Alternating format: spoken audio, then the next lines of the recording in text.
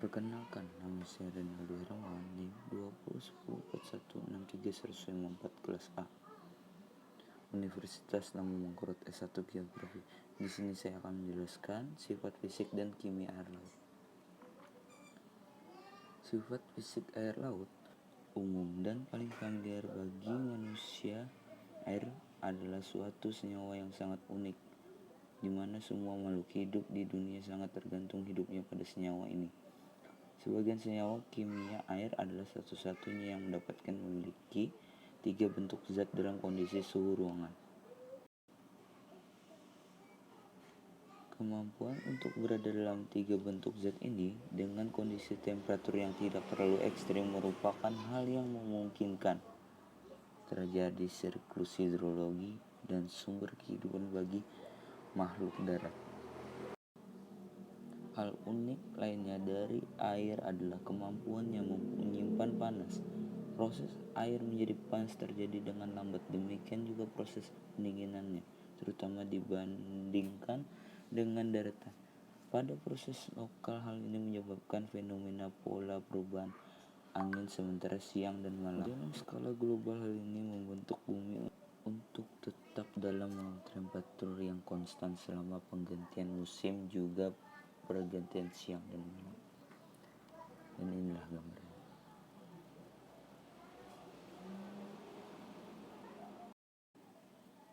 Sifat fisika utama air laut.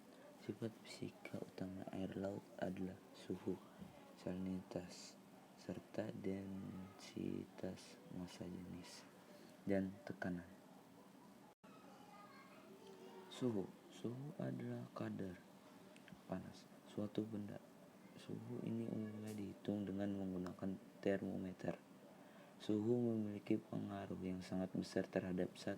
Kehidupan flora dan fauna. 2. Komposisi kimia air laut. 3. Sirkulasi massa air. 4. Cepat rambat gelombang akustik. Matahari memiliki pengaruh paling besar terhadap perubahan suhu permukaan laut. Umumnya, perubahan suhu air laut disebabkan adanya perpindahan panas dari massa air yang satu ke massa air yang lain. Hal lain yang dapat mengubah suhu air laut adalah 1. Konduksi panas dari atmosfer. 2. Kondensasi dan evaporasi uap air. Sebaran suhu vertikal. Dengan mengukur suhu di tiap rentang kedalaman tertentu, kita akan mendapatkan profil sebaran suhu suatu perairan. Thermocline atau metalimion adalah daerah di kedalaman tertentu di mana suhu air turun dengan drastis seiring dengan perubahan kedalaman.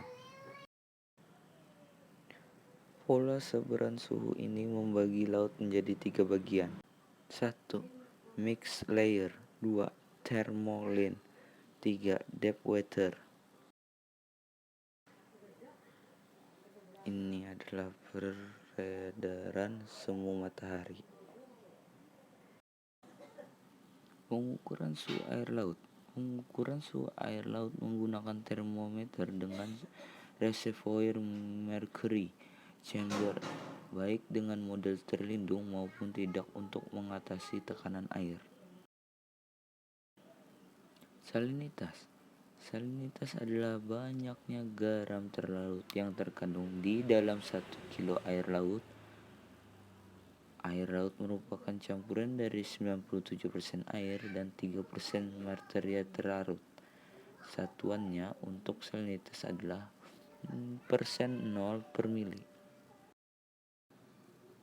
Salinitas air laut di seluruh wilayah perairan di dunia berkisaran antara 33 sampai 37% dengan nilai median 34,7%. Namun di Laut Merah dapat mencapai 40% hypersalin. Salinitas air laut tertinggi terjadi di sekitar wilayah ekuator, sedangkan terendah dapat terjadi di daerah kutub. Walaupun pada kenyataan 30-75% air laut mempunyai salinitas antara 34,5 sampai 35%. Dari keseluruhan bahan kimia terlarut dalam air laut, hanya garam yang mempengaruhi salinitas. Walaupun salinitas tiap perairan berbeda-beda, perbandingan dengan masing-masing unsur garam selalu tetap. Sebaran vertikal salinitas sama dengan suhu. Kita dapat mengukur salinitas di tiap kedalaman dan dapat mematahkan sebaran vertikalnya. Lapisan di mana salinitas berubah dengan cepat disebut holocline. Ini adalah foto sebaran salinitas horizontal. Dan ini adalah foto alat pengukuran salinitas air laut.